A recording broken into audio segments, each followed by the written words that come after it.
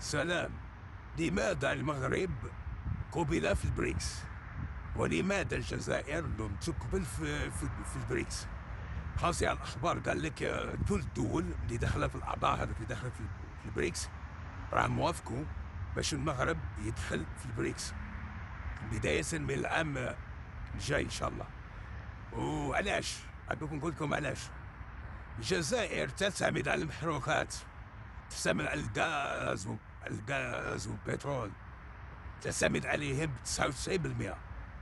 أما المغرب فيعتمد هو على نفسه في الفلاحة والسياحة وفي الصناعة 99%. سافو المغرب ما عنده لا بيترول ما عنده والو.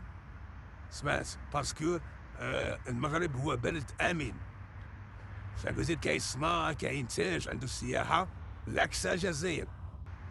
الجزائر بلد ليس آمن. غدوة البترول يهبط السعر البرميلي يوصل 30% ولا يولي ما كاش ناقص بزاف. سمعت فهذه خسارة للبريكس. لهذا السبب ما قبلوش الجزائر. سمعت.